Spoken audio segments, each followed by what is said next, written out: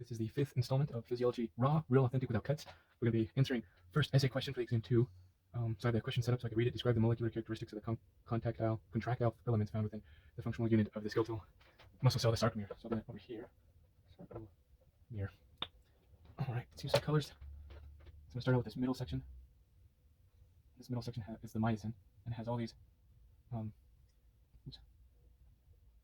lead-like projections. So that's the myosin right there. Myosin. And so with that is the actin portion. So let's see, how can I do this? So actin, basically, here's a rod, right? And it has these circular structures, and it wraps in a helical fashion. So there's actually two sides. Maybe if I do another color, I'll be able to see how they're kind of wrapping around like so. And so with that we have, so these are the G actins. So, yeah, G actins in both purple and blue. And then around the G actins there's this tropomyosin component. So tropomyosin, and that's going to have a big influence later. And then on that tropomyosin there are these bundles of troponin. So troponin, and so this is repeated, over here, here, and here. And we'll get into a little bit of that in a second.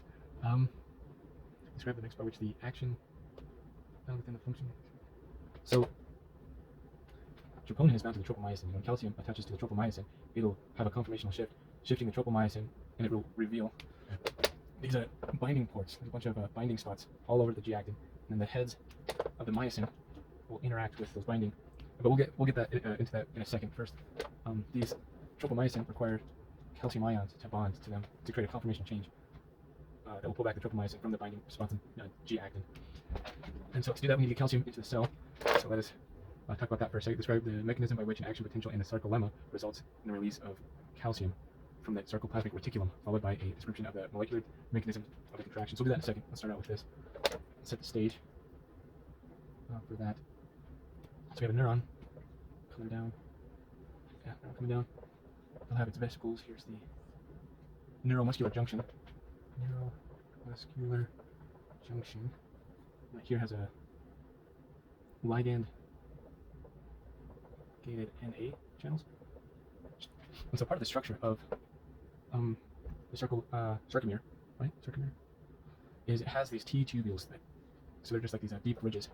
T tubules, and in here, so here, through here is still extracellular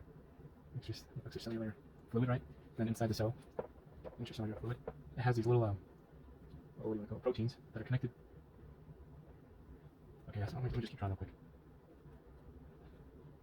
Get all my thoughts out, and I'll walk you through it.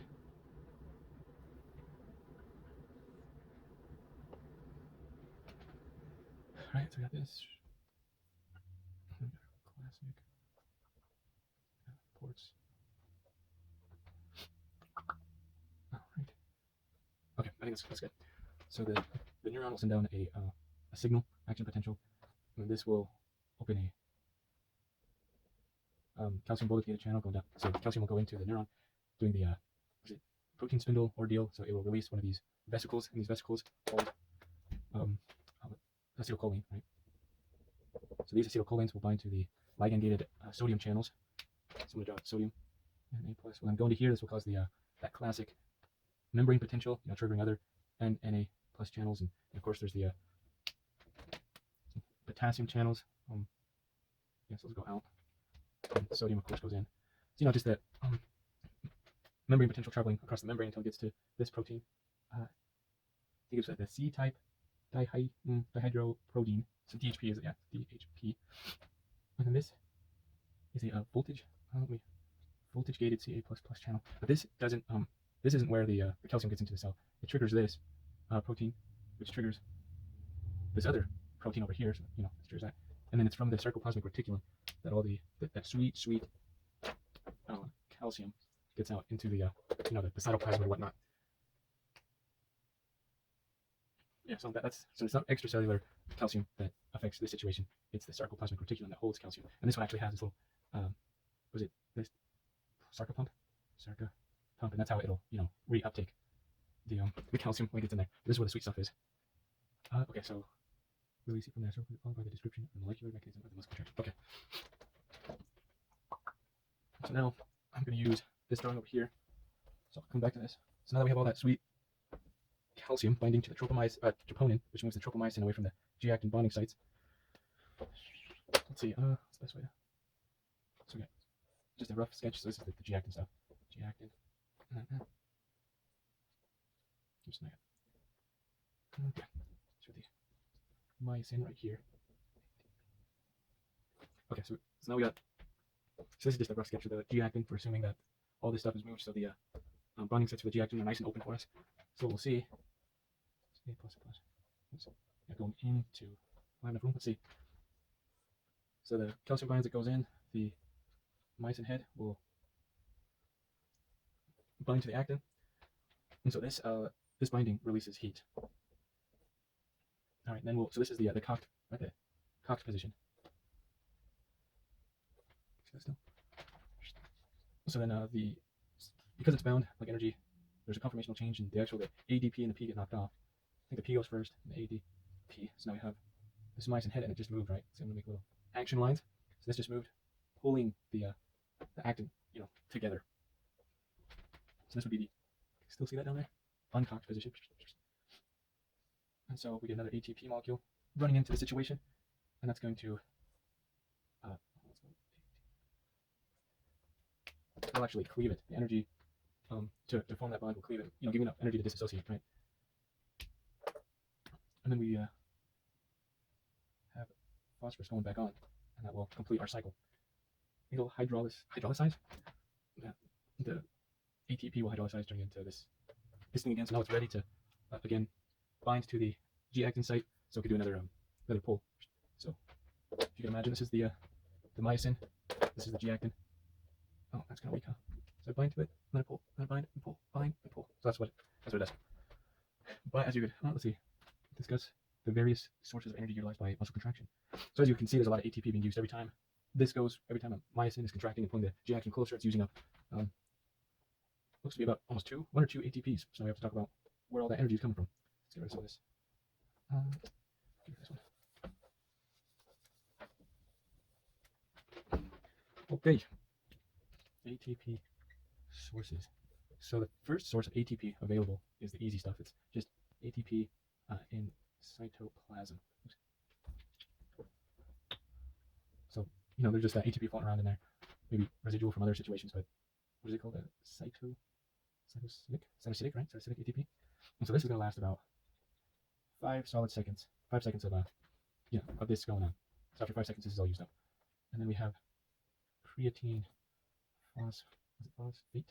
So in creatine, stuff you gotta drink every day, you get huge. And what that does is it's able to take this ADP and this P and put it back together. So this uses energy to make the ATP. Well, so that's how it usually does it. And then the creatine, what it does, it'll take APP plus that creatine phosphate, and then it'll use creatine kinase to make the ATP. So this is the usual way. This is what the creatine will do. It has this creatine phosphate, right? And then this one lasts about 10 seconds. It's not a whole lot of time. But if you got a lot of creatine in your system, maybe you have a little more energy. Squeeze out a few more reps, that's what I'm saying. Then we have the classic way of doing it, glycolysis. And that's from the long, difficult to understand, or just memorizing glycogen to glucose to ATP process. And this is lasts for 60 seconds until those stores dry up, and all of this is anaerobic sources. So that means it's not using oxygen to make the ATP, which is the usual way of doing it. I have run out of room. So let me erase this over here. So our last source is going to be the aerobic respiration, which it's the O2 plus the mitochondria system, and this will last hours of ATP to go around. Welcome to the 6th installment of Physiology Raw, Real, Authentic, Without Cuts. This is answering question 2 for exam 2. I have the question set up so I can read it. It says, describe the 2 main types of smooth muscle. Describes the molecular mechanism of muscle contraction in smooth muscle. Assume that calcium's already entered, and then we're going to compare and contrast smooth muscle and skeletal muscle. But first, let's get into smooth muscle. So we got first that's going to be our actin. We got our myosin head. And for this, maybe go good. We got PADP already attached. That's the fun part. Okay, so now we can have a stage set up first before, so that this isn't connected, and that's because it needs another um, another component. So with the calcium, it's going to attach to this other molecule that triggers MLCK. It's was it myosin light chain kinase, I think. Myosin. So what this does is it goes over and it puts a special phosphate group on here. Well, okay, so actually, I'm not gonna try right there. I'm gonna do it like this. Okay, so now put this into here. Let's drop the stage again. Actin.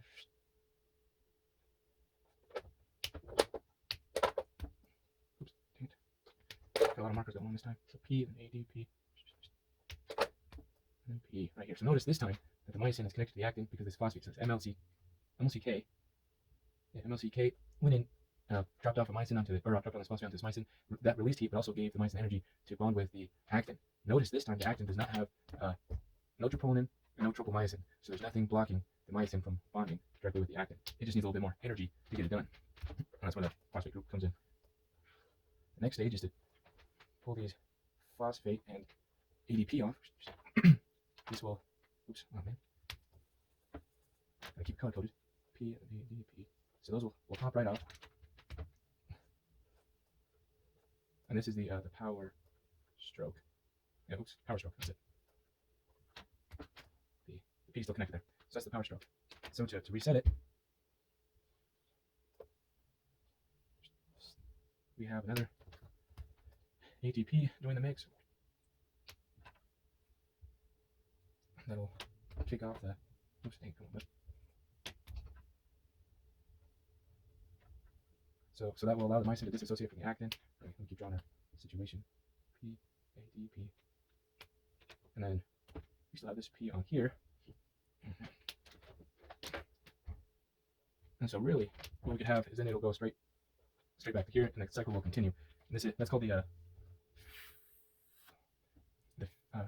phasic contraction. So phasic contraction.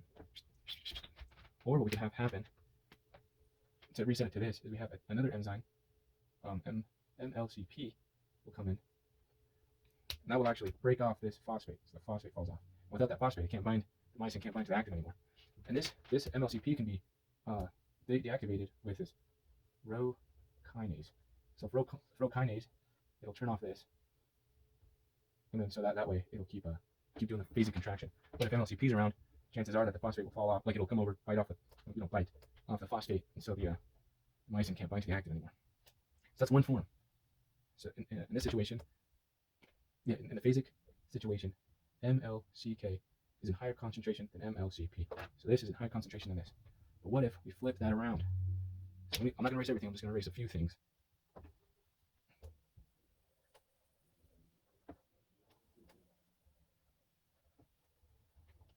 So what if we say that, what was it? MLCP is greater than MLCK. Yeah. So now, if this is, let me write that back up here. So if there's higher concentration MLCP, in this stage right here, the power stroke phase, we can actually see it come in over here. So it doesn't get too wild. Let me get rid of some stuff over here, so we don't get confused. All right, so MLCP comes in, and so if MLCP comes in, that means that blue phosphate is going to come right off, which is pretty neat. So now we got the myosin locked in, and even ATP could come back. This ATP could come back. So ATP could bind right here, and that's fine and dandy. This is called the latch stage. So this is what's known as a tonic contraction. In this, we can see that the muscle is contracted without using ATP. Before we had to use a lot of ATP every time we wanted to restart. We had to use a fresh ATP. But with this one, we could hold that contraction and just enjoy that tautness without having to spend money on it. Can you see all that? Yeah, that's good. All right. So those are the two parts, the two different smooth muscle, tonic and phasic. Feeling pretty good. Maybe just over here, the red. So we can compare and contrast skeletal muscle a little bit. No, I'm gonna erase it. I gotta erase it.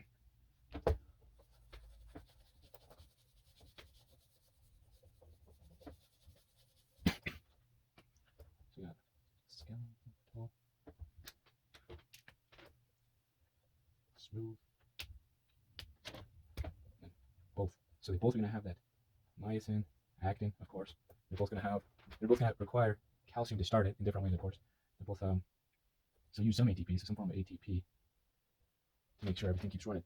The skeletal, however, has that tropomyosin and also troponin. There's a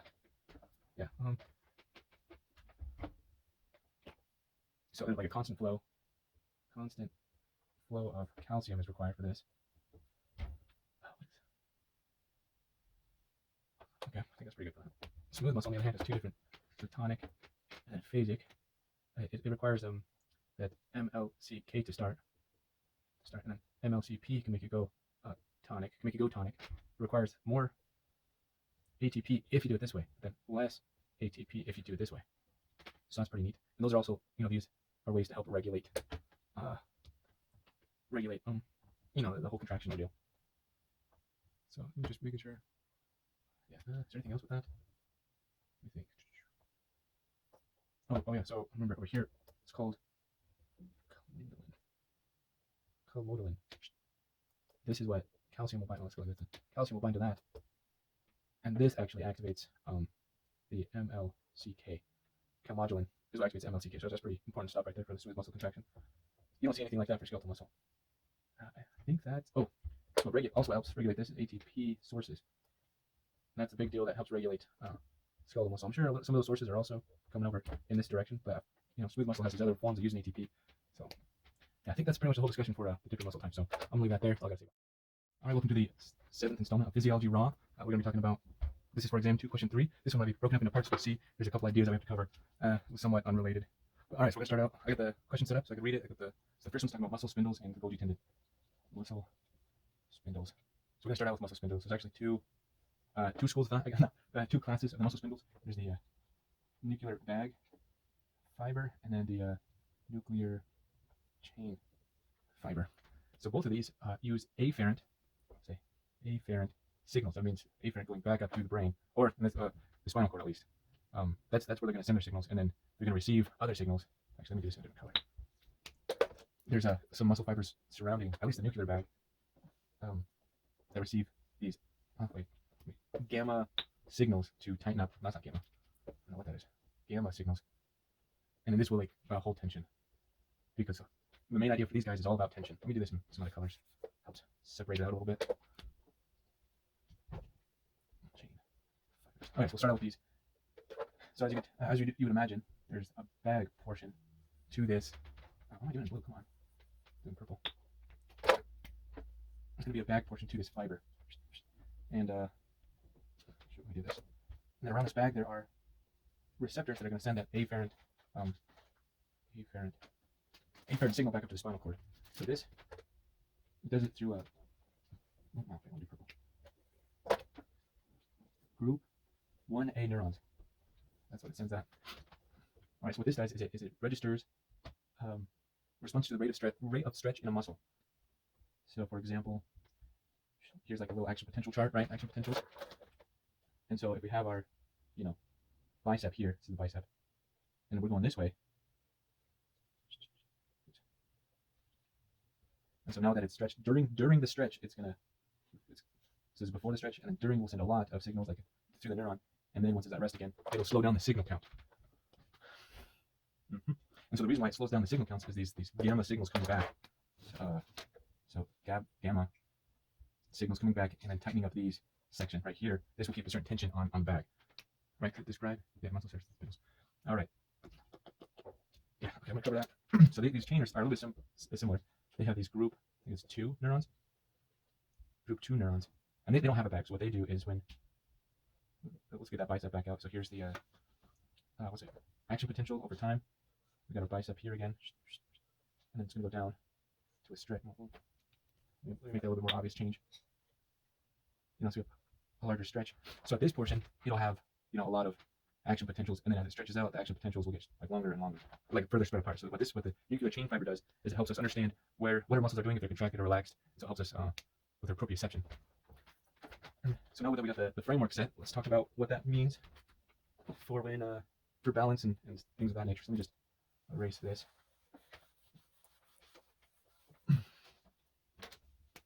All right, so I'm going to draw a cross section of the spinal cord. Right, like that. Okay. And so in this reflex, this stretch reflex, is going to be mostly. Should I talk about Golgi? No, I'll talk about Golgi I'll talk about Golgi in a second. Let's do the stretch reflex first. So in this case, we're going to be talking about maybe the adductors of the. This is like what I imagined first of all. So, right, for the glutes maybe. I'll say adductors. Yeah. So the adductors of the leg. Let me spread this out a little bit. So let me get my ideas on paper for a sec. All right. So pretend this is the thigh right here. Thigh, leg. And so we got the adductor section. Adductors, and then we got our abductors. Trying to get different colors. Nah. So we got adductors, then abductors. This is what I imagined in class. It's a little bit different than the example we were given, but it just made more sense to me. So let's say we step on some ice or something, and we have, the leg's going to swing out this way. What's going to happen is the adductors, yeah, adductors are going to stretch out. This is going to send a signal. So the spindle proteins, especially the back protein, is going to send a signal to inside of the spinal cord, saying that it's getting stretched out faster than we want it to be. So this will synapse. See the synapse down here, the synapse right there, and we'll use maybe purple. No, purple's kind of hard to see. Let's use green. Oh wait, let's use red right here. Let me just get all these right now. So talk us through it in a second.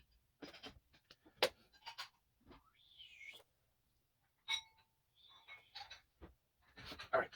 So now we got the stage set. So we have our adductors that's slipping out. It's going to send a signal to the spinal cord, which is going to come into the posterior portion, and it's going to send out positive signals. So like something's going to happen. For our adductor, we'll follow the abductor sign. For adduction, is it'll send a signal back telling the adductors to contract. Right. So this way it'll counteract the slide.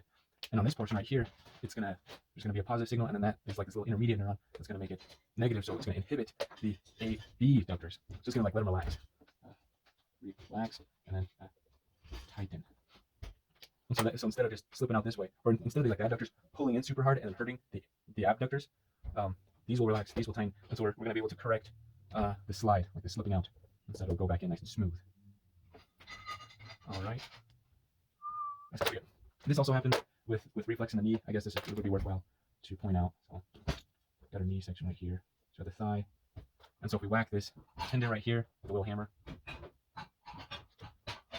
same thing will happen. These will get stretched. That will send a signal to tighten them back up, and then in turn sending these signals to relax. So just another example. I don't know. That one it's more fun to me. So that is how the bag spindles help us with reflexes. And remember, those chain ones are just sending kind of a little proprioception where everything is. And then so these send. I'm gonna put these up here too. So these are gonna be alpha neurons, because they innervate a whole muscle group, while the gamma ones just tighten. I just want to make sure I said this. So here's the back protein or back spindle. So the gamma signals are gonna send to these ones. So this has tension at all times. So it'll keep sending a consistent signal that it's good. Yeah. Okay. Just want to make sure that's said. Yeah. Okay. Now we're moving on a little bit to another reflex. Let's see what. Already have 13 minutes. Jeez. Yeah. This might be broken up into a few parts. This question. So now we're going to talk about the Golgi tendon reflex. So instead, I'll use this one as an example. My brother recently, overdrove. Like he made this one stop working for a second. He hurt his leg. So the guy, so he's on the knee. So we have the thigh right here. This is the leg. Here's the knee. Draw some musculature. It's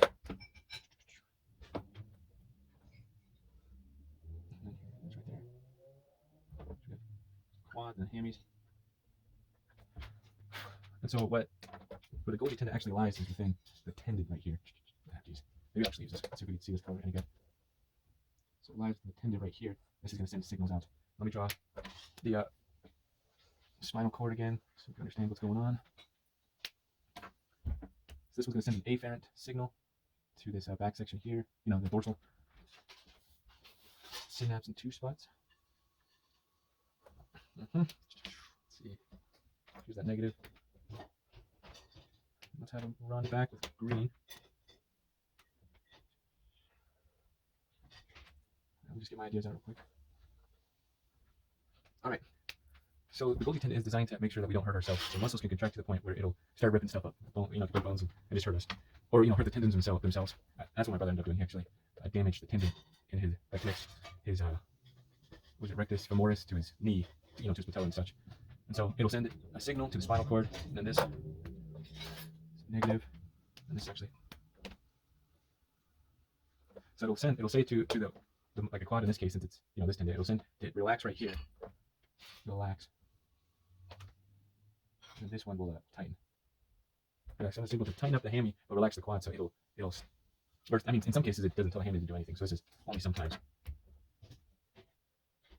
But the main point is it turns off the muscle contracting on the tendon to help it, not put too much strain on the tendon, not too much strain on the bones. But it is worth remembering that this Golgi tendon is always sending signals to modulate and make sure nothing is getting out of control.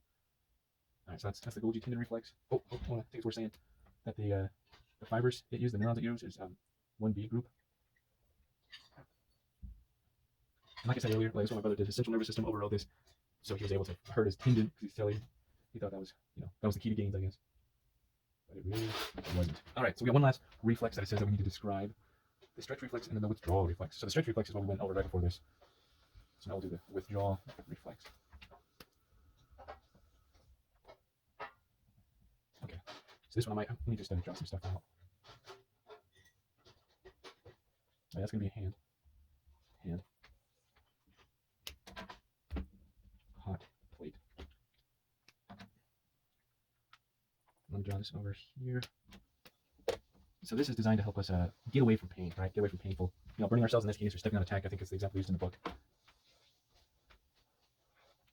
gonna draw a piece of toast right here. How's it toast now? Okay, so we got some pain receptors coming from here. So I'm just gonna have this jump out. So I'll have to draw two pictures. Pain right here, and it's gonna do quite a bit of stuff. Right. Okay, so we got let me draw some biceps and some triceps right over here. Good deal. Oh, shoot. Yeah, that's fine. That's fine. I don't really need that. That looks weird. So this right here is going to be our negative neuron. Positive. Oh, I should put that around. So I'll just get my drawings down and then we'll talk about it.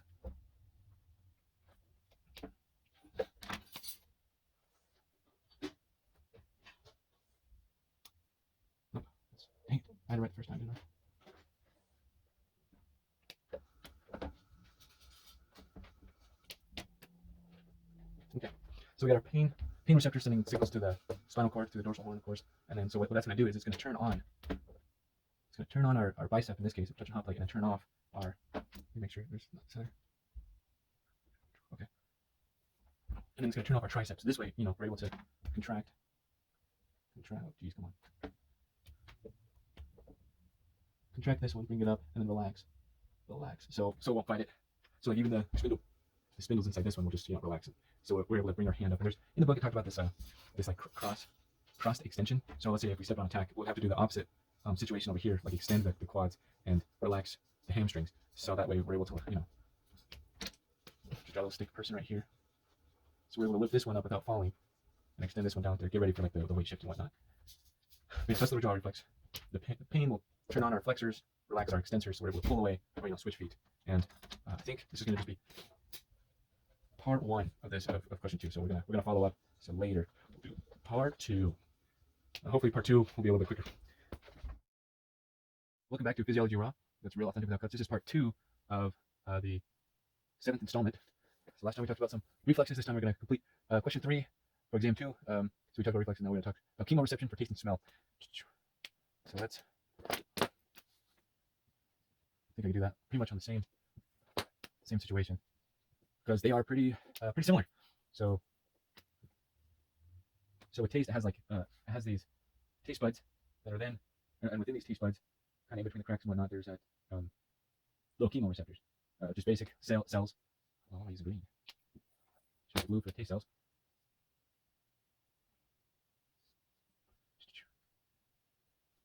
So right down here, gonna be your vesicles. So this is basically a taste bud cell type deal. So they are ligand gated right here is a little ligand gate, and then so when these there's a two different types.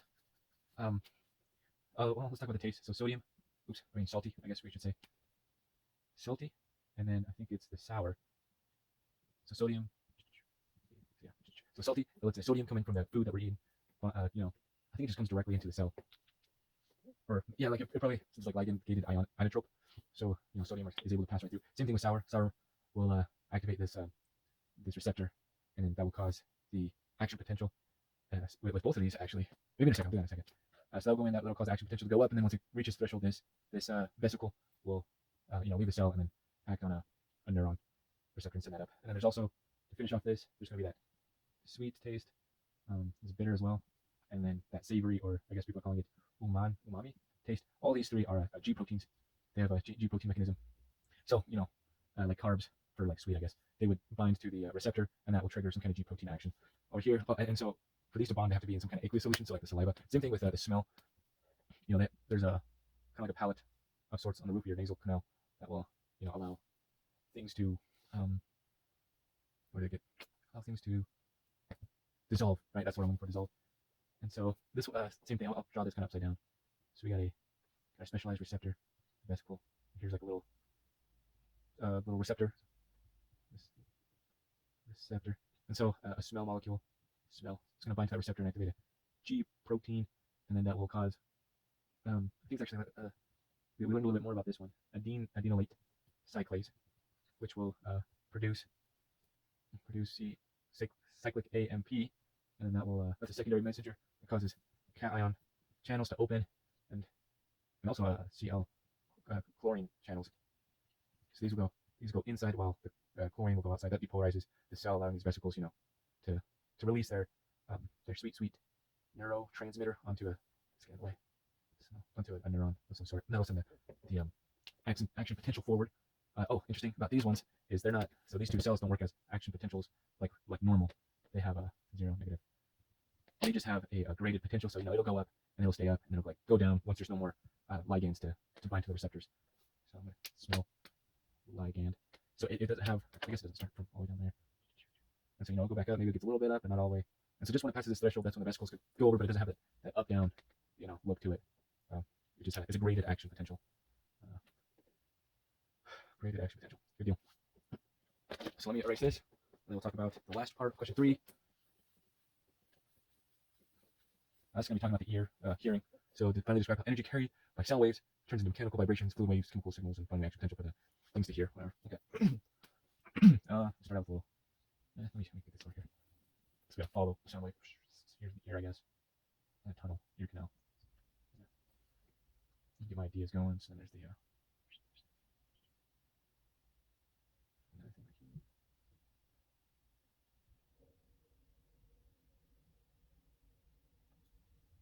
Let's see what's the best way to put that. Oh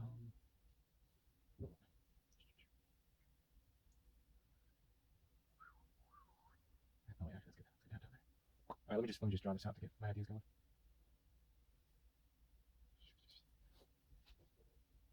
So this right here, do middle ear. All right, now we have sound waves coming from outside. And it'll travel through the ear canal and mess with this membrane right here, also known as your eardrum. That'll have an effect on this anvil bone.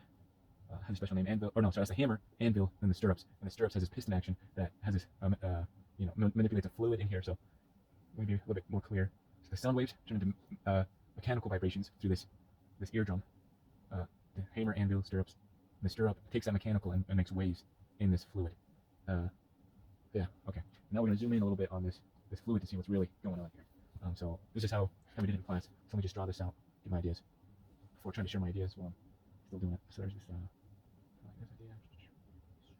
Something like that, right? We have these.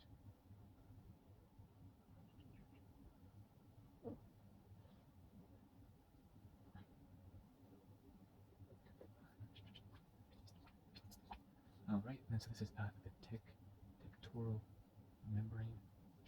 All right. Should I make that bigger? Should just make it bigger. So I'll go over here. So this right here is found within, I think this is the Coachella? No, not Coachella, Coachella Choclea? I don't know, it's the ear part. I forget what it's called. I do know that. Okay, I'm gonna just do one cell because it's a little easier. I don't need a whole lot of cell action. Alright, so this is kind of like the same picture. This is just zoomed in. Hey, was it Billy? Alright. So when these waves go through, it kind of disturbs these little hair cells. And so like there's fluid through here. Let me drop blue, I guess. Like I'm using one color. So you got this fluid right here, and then like a membrane, fluid through here, fluid on the other side. Yeah. And so with these guys, they have special these little chain proteins. So you got like ligand, these gates. Can you see that? Little gates. They got little chains. These gates, little chains. This gate. And so it's positioned in such a way that the fluid, I guess it's kind of reversed. The fluid pushes it, and it'll. Let me use some markers. So they're all at different heights like this, and the chains are so when they get pushed like this, they'll stretch out. The chains will stretch and start opening, like mechanically opening these ion channels. And so usually we see potassium running out of the cell when the channels are open. But in this fluid up here, I believe it's endolymph, it's super high concentration of calcium, and then out here is not as high concentration. So what we want, what the potassium wants to do is it wants to leave. It wants to leave, this membrane area, but it can't. Well, it can leave through these channels. There's a little calcium leak channels going through here. So what it will do when the channel opens, when these channels open, the potassium will travel out through here, pop out through here, and into the this extracellular fluid. It catches all these positives will cause the action potential. Cause use calcium, I think. Right? Well, actually doesn't say nothing about calcium. Forget that last part. It doesn't say anything about calcium. But this will cause an action potential, which will no, it has to be calcium, right? Cause the action potential to make these vesicles drop all their sweet neurotransmitter into the neuron. Okay, chemical. Finally, action potentials for us to hear. All right, so it's a little bit messy. So let me just clear things up. Speed run. Airwaves feed on this drum. And this drum has a hammer connected to it. The hammer's on an anvil to the stirrups. And so that's airwaves to mechanical vibrations. And the stirrup will piston action the fluid right here, which will cause the waves. These waves disrupt these hair cells, and due to their channels being connected to this little chain ordeal, they'll open. This is a very high concentration of potassium, and once you get out here, there's a lower concentration of potassium, and so it'll do that by traveling through the hair cell when the channels are open, and there's like a little calcium or potassium leak channel right here, and so doing that will drop the vesicles with neurotransmitters onto the neuron. All right, so I think that covers all that question. That's all I gotta say about that. All right, this is the 8th installment of Physiology Raw. We're answering essay question 4 for exam 2. It says explain how the eye focuses light. So the eye will focus light through a lens. So we're gonna have a front view of the lens. Here's the lens, and then we have this ciliary body. It's basically just a muscle, like a sphincter style muscle that wraps around the eye, or the lens, I should say, and then some suspensory ligaments. That's not getting fancy with it. All right, side view of the lens. So naturally, this lens wants to sit like that, squished in. So when light hits an object, a lens like this lens will want to focus it back up, which is great because this is an eyeball. We want this light to cross on the back of the eye. But if something's further, if something's really close, we want the lens to be as thick as possible. That means this muscle, the muscle will contract, loosening the ligaments. Let's go like this. Contract, loosening the ligaments, and then allowing the lens to be pretty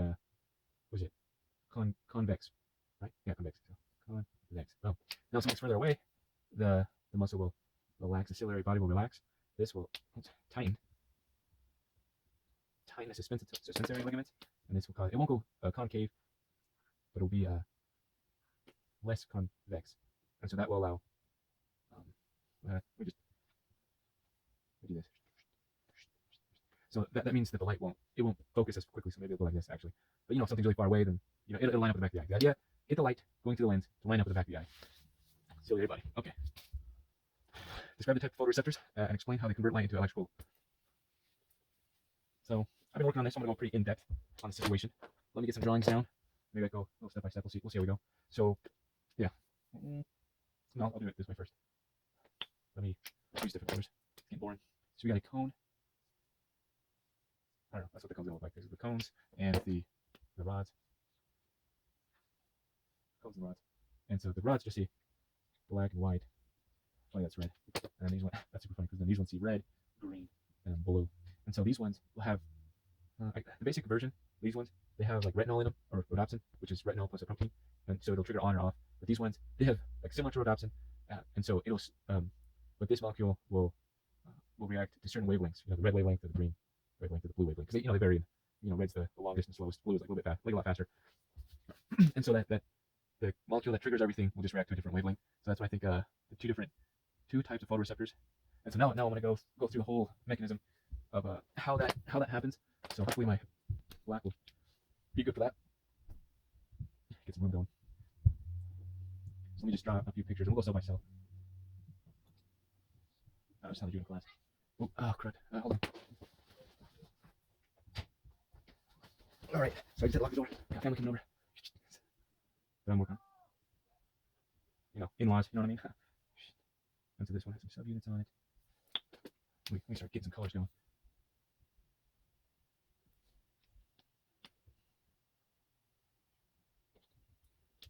So I'll explain this in a second. Let me just get my ideas out.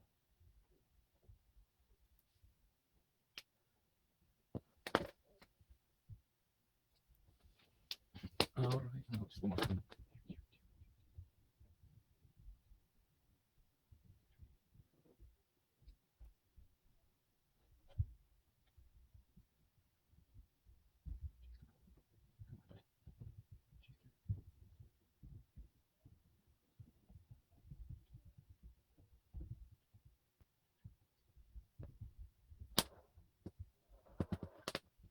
Okay, that'll do it.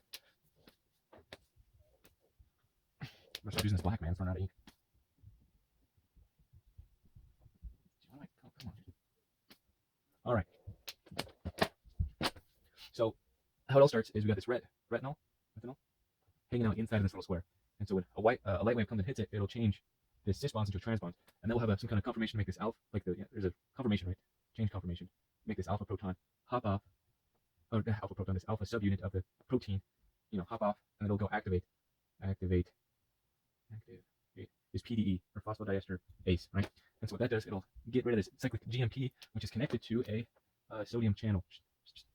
And so since this takes apart cyclic GMP, it'll close off this part, and if that closes, it'll start polarizing, right? Hyperpolarizing the cell, which closes this not sodium but calcium channel. And if that is closed off, these vesicles can no longer drop their sweet neurotransmitter glutamate. Dang, that marker that really bums me out. Glutamate. And so glutamate can't be okay. That's important because the next receptor kind of is the real break, not deal breaker, the real situation haver over here. So let me just draw this cell. So over here is going to be a M-glu. Oh wait, it's not M-glu-R6. So M-glu-R6 also has an alpha subunit. Very nice alpha subunit that closes.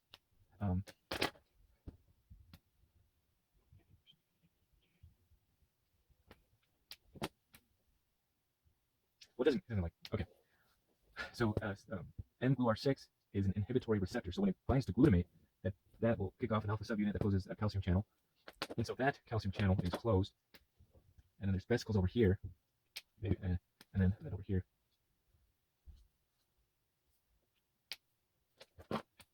Oh, sorry. Look at this.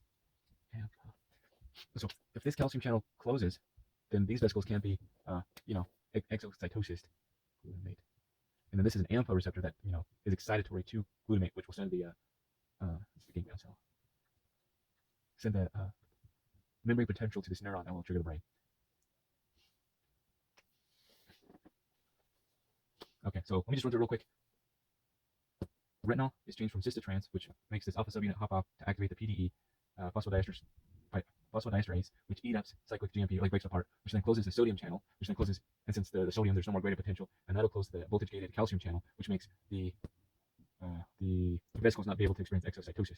If there's no glutamate, which is in these vesicles, that means it won't trigger the M-glu-R6, which then won't close the calcium channel in this cell, which then allows these vesicles to release its glutamate, and then that will trigger the glutamate will bind to this AMPA receptor and send a signal down to the brain. I think that's actually pretty good. I like that. And so remember, the rods will just react to any light, but then the cones will require a certain wavelength of light to have their specialized retinol or whatever it may be, do its thing. And so now for the last part, this one's going to be kind of fun. Explain how center and surround cooperate in a visual field. So this one's a little bit different. I don't think it's really necessary to go through like all the just like in this one, like all the various tiny little steps, just because I think we could understand it without doing it. But let me draw some things out. I don't know if I use black. I'm gonna try to use it now. Okay, we got these. Center. Oh wait. I can just use boxes. I'm trying to make it look all real.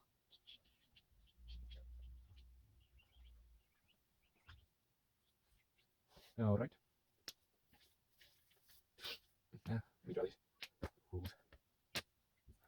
Okay. So I'm just trying to set the field so it's nice and easy to talk to. Let me draw this again right here.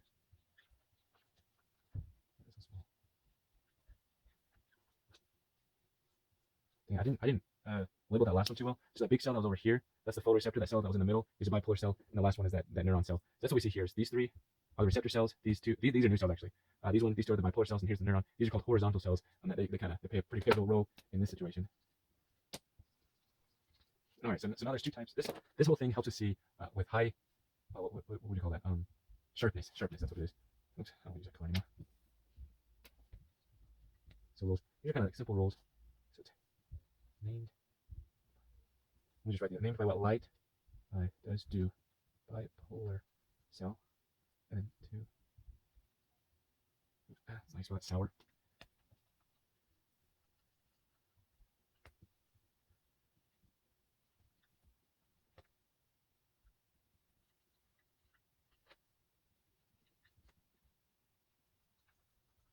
Okay. So let's explain how center and surrounds operate in a visual field. So here's some rules. Yeah. So these man, there's just a lot that happens. So these horizontal cells release GABA, and GABA effectively makes glutamate. It's bad for glutamate. Makes glutamate go away or not be able to release. And so basically, on center, off surround, which is this one. So that's on center, off surround. And then as you can imagine, this one's reversed. It's gonna be off center, on surround. And so that means this one has a glue R6. This one's gonna have AMPA receptors. All right. So when light hits, these three areas, the surround is referring to these two outside photoreceptors, and the center refers to this middle one. And it's, so each one of these cells is going to release glutamate. And so when glutamate binds to this horizontal cell, it releases GABA, which, works against glutamate. And so what we want is, if light hits the center, it turns on the center photoreceptor, which releases glutamate. But since this mGluR6 works against glutamate, it'll stop the signal. And then this works just the opposite. It allows us, I'm trying to think of like a good way to say it, like nice and simple. And so light could like shine on only this section, or maybe it could shine on two sections or all three sections, and that helps us see edges very strong, because it'll send different amounts of action potentials down this neuron, depending on how many, at what percentage is the cell being lit up. So it found that the center area has a little bit stronger influence. So if we have like 10 action potentials is the highest we could go. The center is responsible for 6 of those, and the sides are responsible for 4. So yeah, I think that kind of covers it. So we want to get glutamate to this AMPA to send out more. Keep glutamate away from mGluR6, which sends out more signals. We can really manipulate it. It's really kind of a neat way of doing things. Helps us see sharply. So I don't want to get this too long. Yeah, I think that's all I have to say about that.